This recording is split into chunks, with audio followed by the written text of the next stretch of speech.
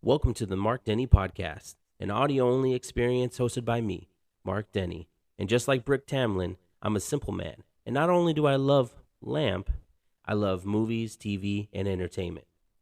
Brittany graciously allowed me to beta test this idea using her fame and the movie reference feed. So shout out to her. Speaking of the movie reference, new episodes usually come out on Tuesdays, and this particular show comes out on Fridays. Both shows are available on Spotify, Apple Podcasts, and wherever else you get your podcast from. But of course, the main show is up in the big leagues and is watchable on YouTube. Without further delay, allow me to talk about the movies I'm most excited to see and what I consider my must-sees of 2023.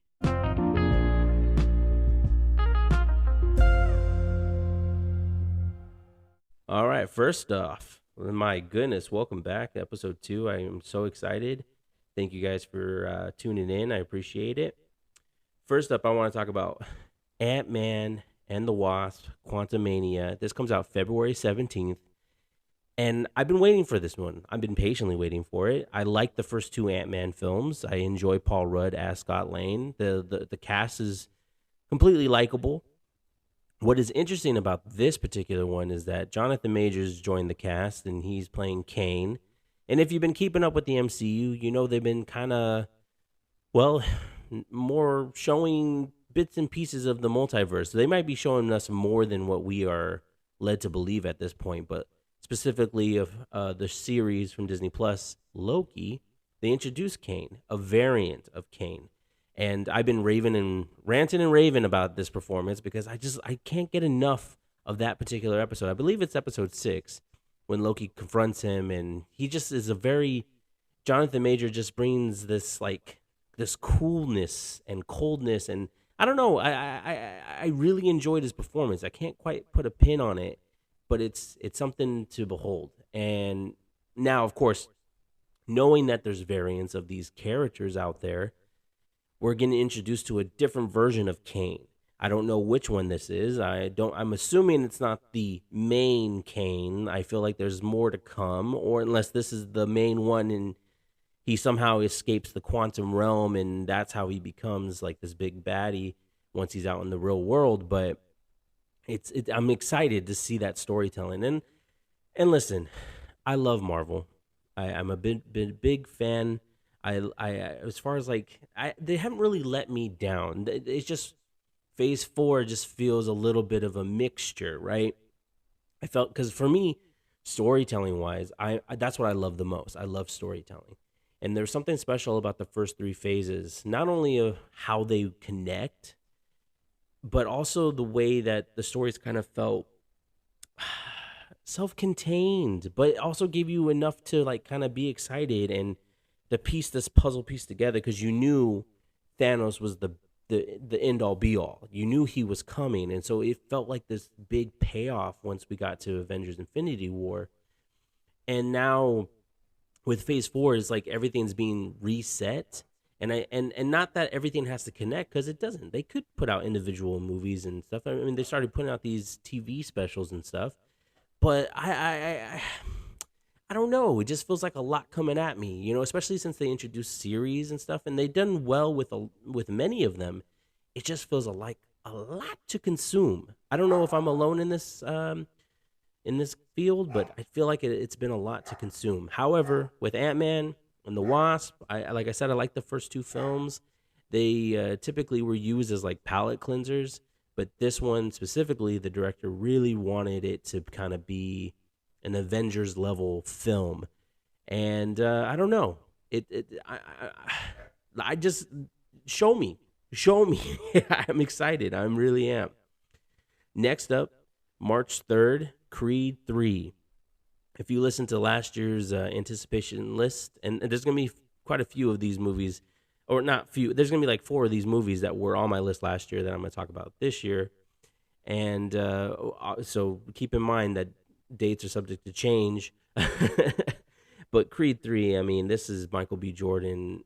This is his franchise. I know it's part of the Rocky lineage, it's a spinoff or whatever, but I feel like it's become more of its own thing. I grew up on a lot of Sylvester Stallone movies and a lot of other action heroes, but Sylvester Stallone and Rocky, that's just something that you grow up with. You know what I mean?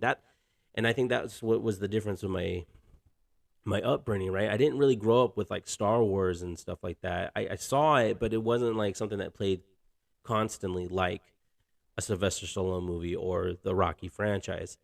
And I love that franchise. I know that with the behind the scenes drama aside, this particular one, I'm excited to see the continuation of the story. I love the first Creed. I like the second Creed. The second Creed didn't quite live up to what the first one did, but it was still enjoyable, and I still was emotional. Yeah, I still was emotionally attached to the characters and the journey, so I'm excited for this continuation. Jonathan Majors is also in this film, funny enough, and he seems, again, formidable like he is as Kane in Ant-Man. So I can't wait.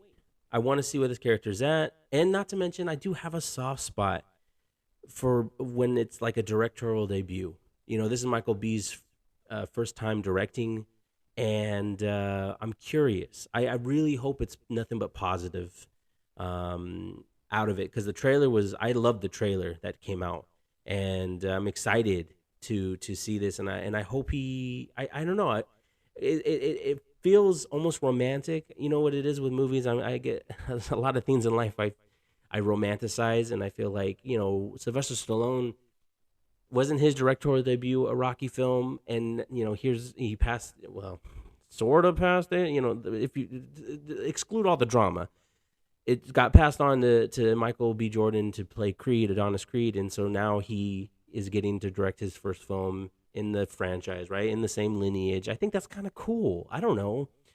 That's just my thing, I guess. Ooh, so next up is a movie that originally I was just gonna put on I'm curious about, because I'm not a huge horror fan. I've said that before, but last year I took a chance. My wife and I actually took a chance. My wife, for some reason, she wanted to see this movie, and then her sister wanted to see this movie, so we went to go see Scream 5. And honestly, I think I've only seen the first Scream before that, and I was just like, you know what? It was a lot of fun.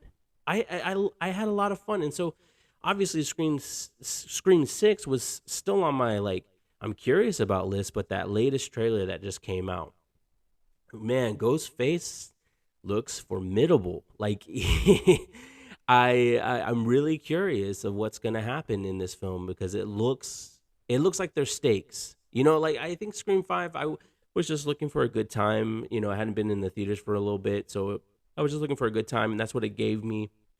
This one looks like there's some stakes, and I'm pretty excited about that for sure. March 17th, 65. Have you seen this trailer?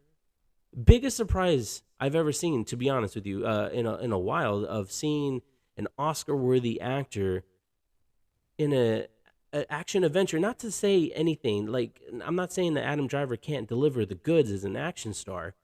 It just was a surprising thing when I put the trailer on. I was like, oh snap, this is dealing with dinosaurs, and Adam Driver's like an astronaut or something. Like, what?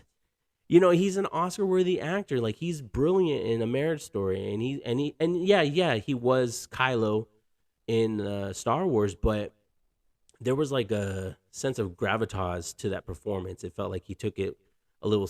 I don't know. It feels like this one's more of a fun thing. In my eyes, it looks like it's a fun action adventure, as opposed to him being more of a serious, like, I'm a villain and I'm angry about my childhood and angry about, you know, it's a little bit different. So I'm really curious about it. But that trailer really sold me. I said, oh yeah, I want to be in the theater to see that for sure. March is going to be a busy month for me, because March 24th, John Wick Chapter 4? 4? Oh my goodness. I remember when I saw the first one. I went to go see it. It was my day off. This was back when I was a teacher.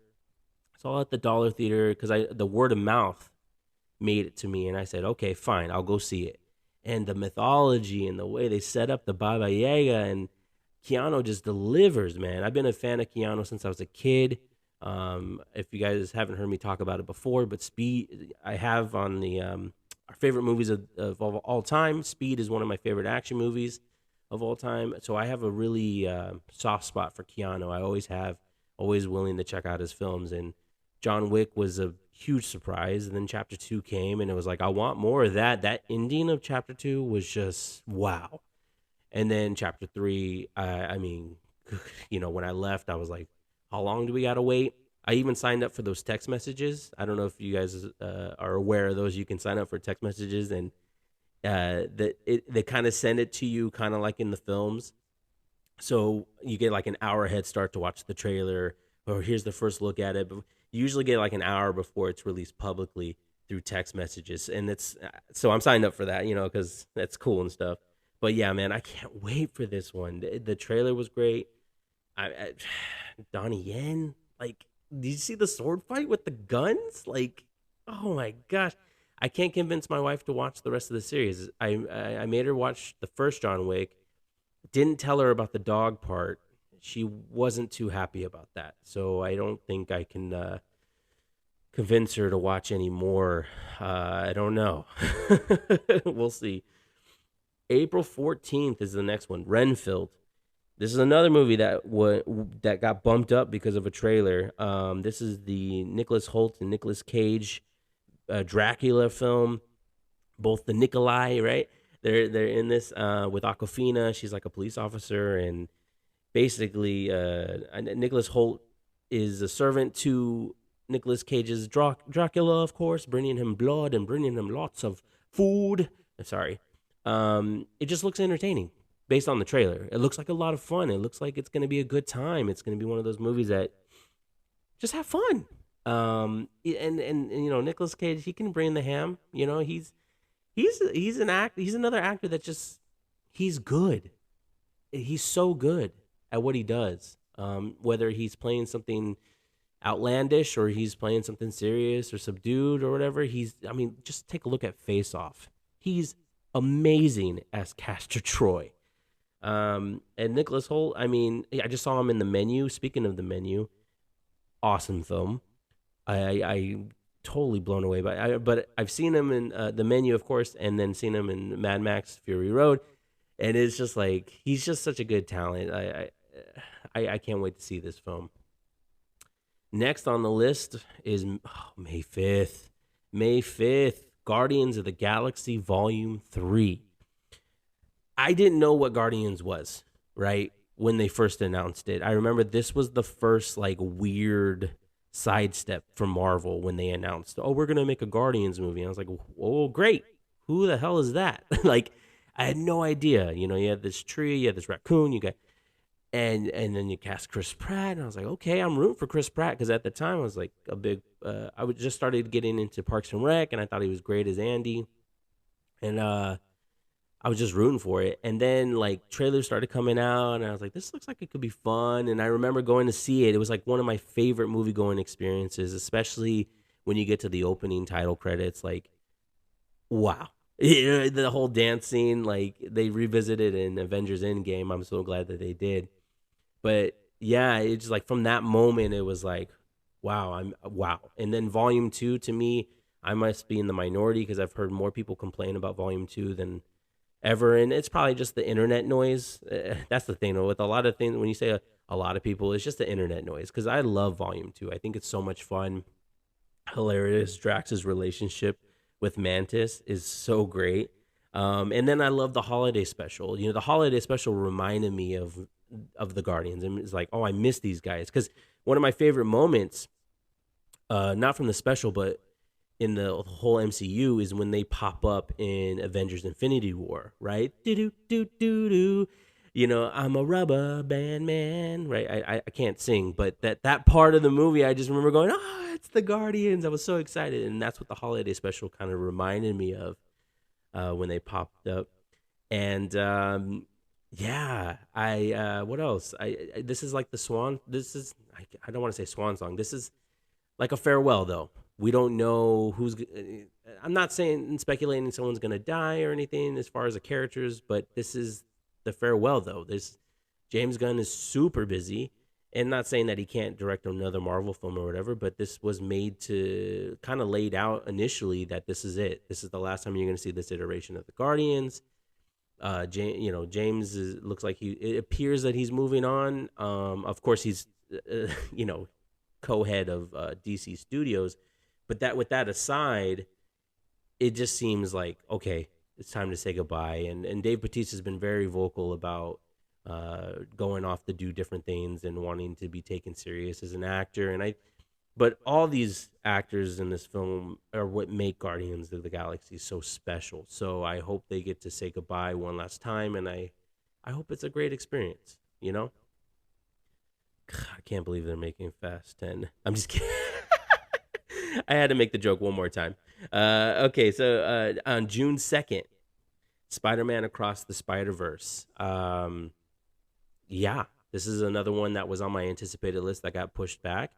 This also became a part one. This is a part one, and part two is supposed to come out later.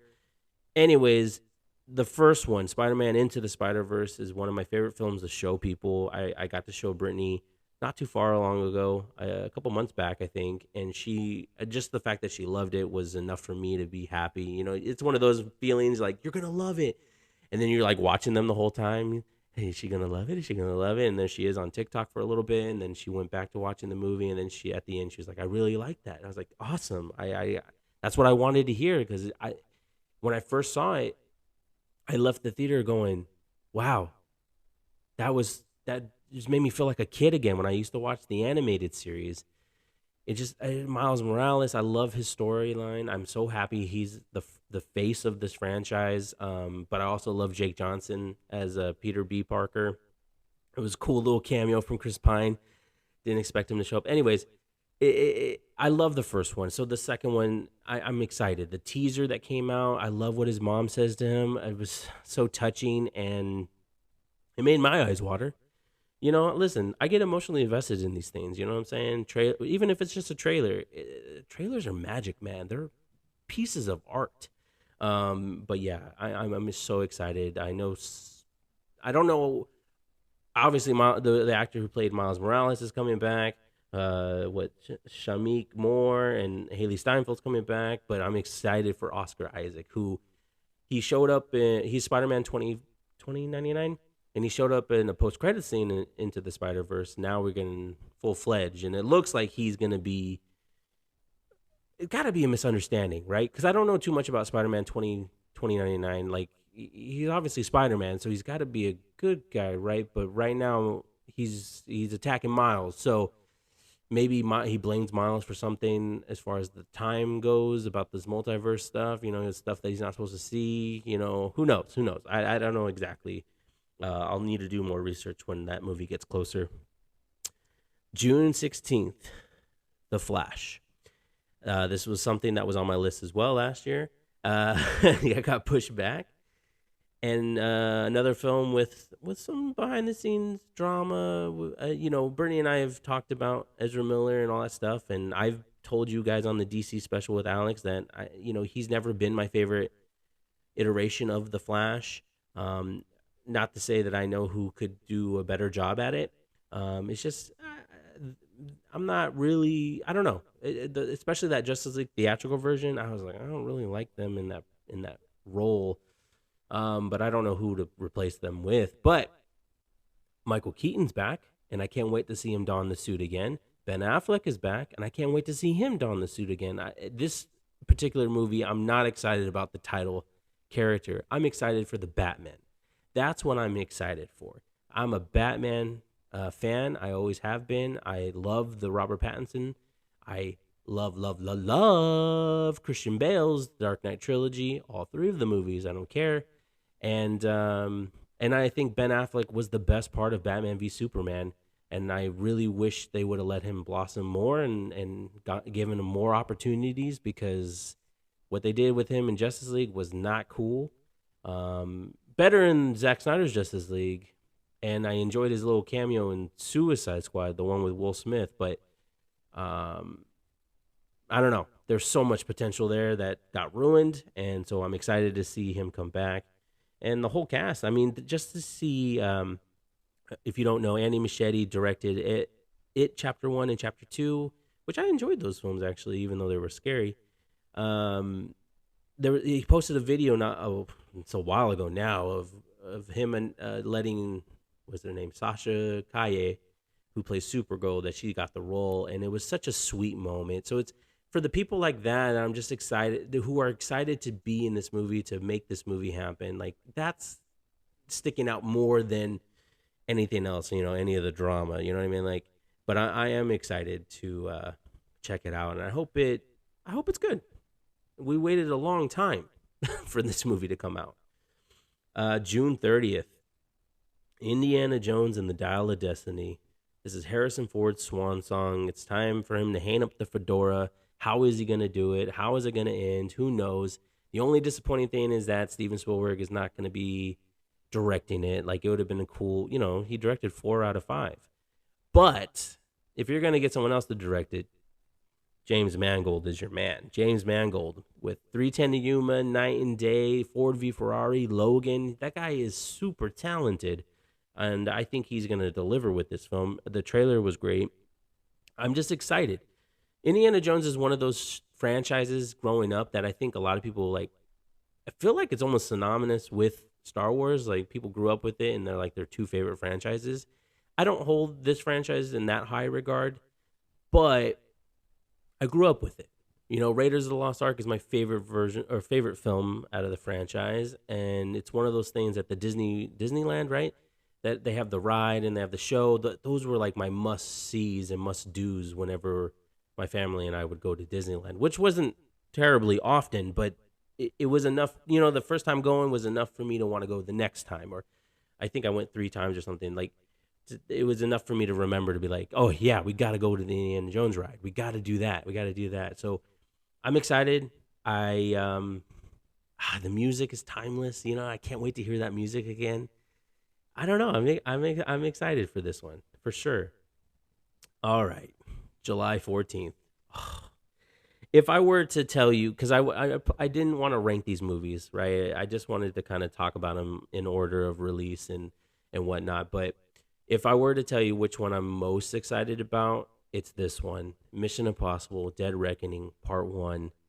I've been a huge fan of the Tom Cruise-led franchise.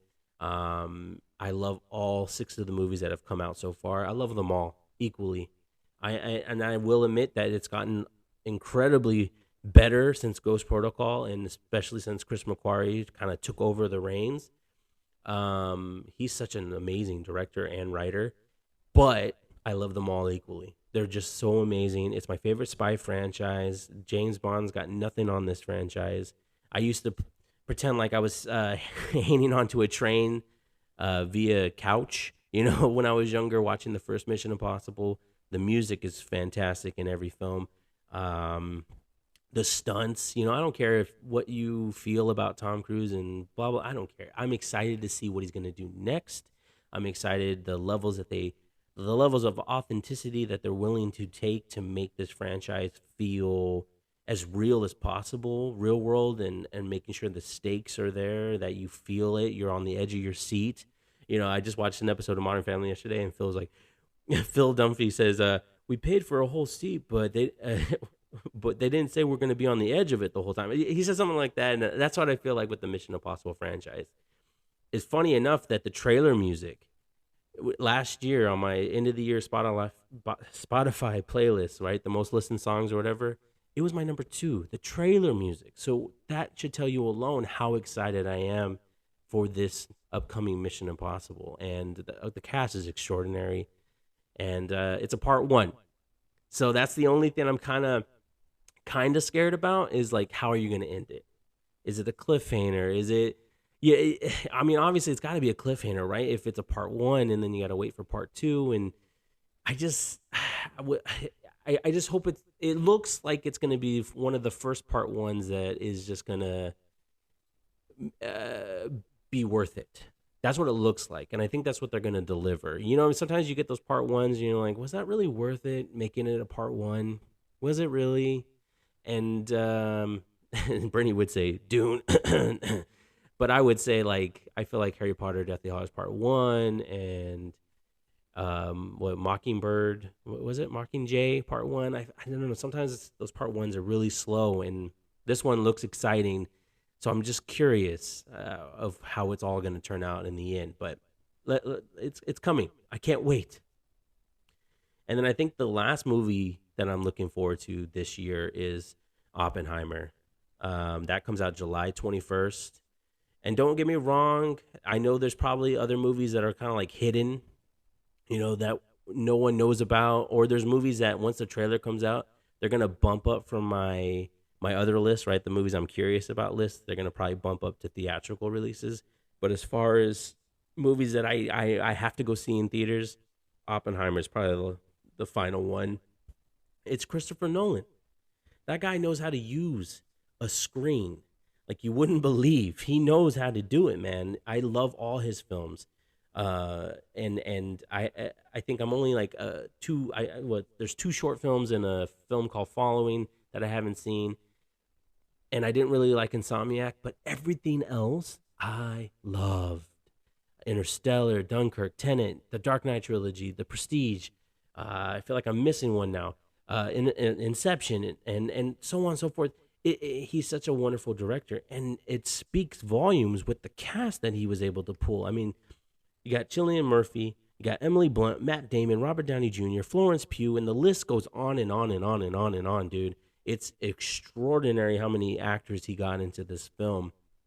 And he knows how to use IMAX. That's the most fun thing about his films, is how he utilizes the IMAX screen, because the IMAX screen is huge. It's something to behold. It's magical. One of my favorite experiences involve an IMAX screen, and I try to go see. I haven't seen a movie in IMAX in I don't know. I don't remember the last movie I saw in IMAX. It's been a while though, but man, that's the way you go. That's the way you do it, and I don't think he's gonna let us down. I think it's gonna end up being extraordinary. I want to see this whole explosion that they've been talking about, that he try to recreate. I sign me up, sign me up. And I think that's it. Let me double check. I don't want to say that's the last one, but yeah, a lot of these are my I'm curious about list. Yeah.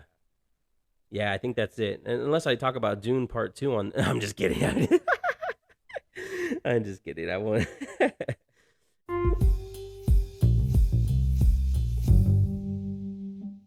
But there you have it.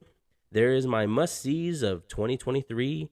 Don't forget to subscribe to the Movie Reference YouTube channel and follow at the Movie Reference on Instagram. I like to put up polls. I put up one last week, and that was a lot of fun to see the results. And, honestly, remember to be kind to one another. Love yourself, and don't forget to say thank you. Unless that person you're saying thank you to is Batman, in which he will respond with, and you'll never have to.